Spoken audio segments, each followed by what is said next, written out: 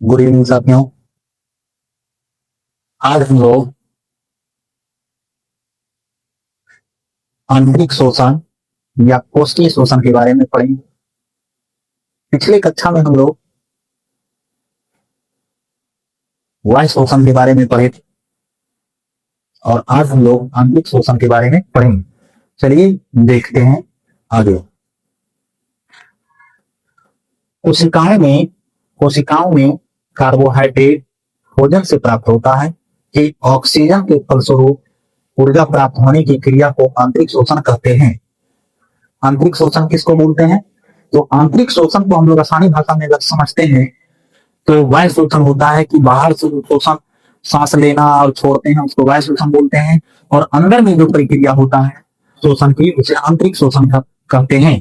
तो उसमें हम लोग ये देखने का प्रयास करेंगे कि जो हमारी कोशिकाओं में कार्बोहाइड्रेट, जिससे ऊर्जा प्राप्त होती है, तो कार्बोहाइड्रेट कहां से मिलता है? भोजन से। हम के ऑक्सीजन के फलस्वरूप, ऑक्सीजन के बाद, ऑक्सीकरण जो होता है उसके बाद ऊर्जा जो प्राप्त होता है होने की क्रिया को आंतरिक शोषण कहते हैं। क्या कहते हैं? आंतरिक शोषण।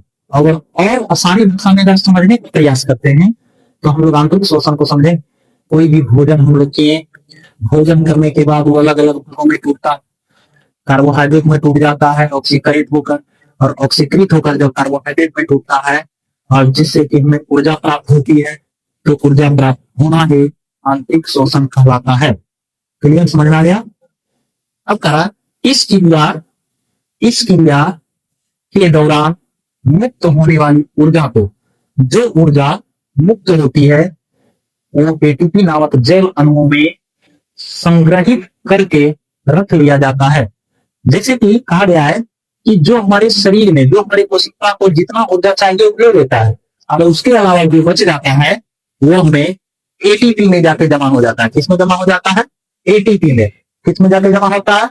एटीपी में जाके जमा हो जाता है, और उसका उपयोग सजीव अपनी विभिन्न जैव क्रियाओं में करते हैं। जो एटीपी में कार्बोहाइड्रेट या ऊर्जा जो संग्रहित हो जाता है, वो जब बाद में जरूरत पड़ता है तो उसमें विभिन्न जैविक क्रियाओं काम करने के लिए किया जाता है। क्लियर? तो बैठिए इसके आगे।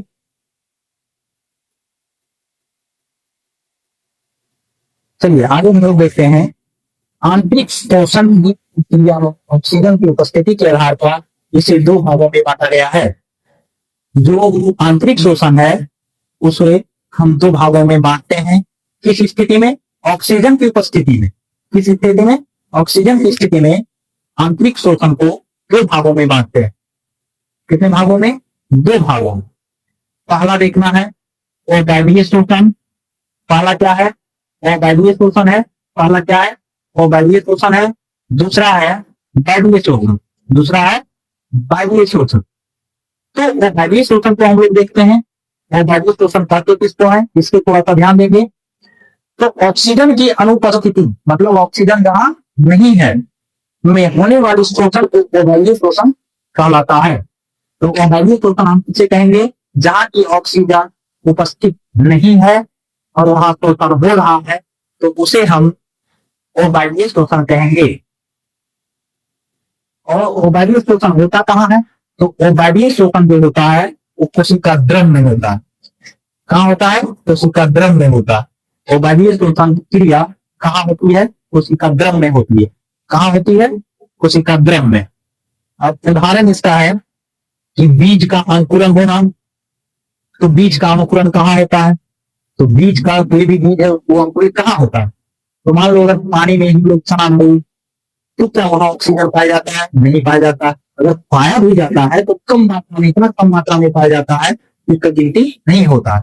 और वहां जो है चना क्या हो रहा है? अंकुरित हो रहा है, या कोई भी बीज अंकुरित हो रहा है। तो बीजों का अंकुरित होना अबाइडीय शोषण कहलाएगा। कौन सा शोषण? अबाइडीय शोषण। फिर है जीवाणु। जीवाणु भी कहीं भी देखो वो शोषण कर लेता है, तो जीवाणु में भी शोषण जो होगा वो अबाइडीय शोषण होगा। क्या होगा? अबाइडीय शोषण होगा।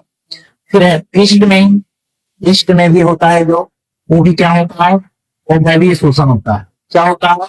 अबाइडीय शोषण होता है। तो समझ में आ गया दोस्तों, इसको थोड़ा सा उतारो और डिवीजन भाग में से ताकि याद रहे। धन्यवाद।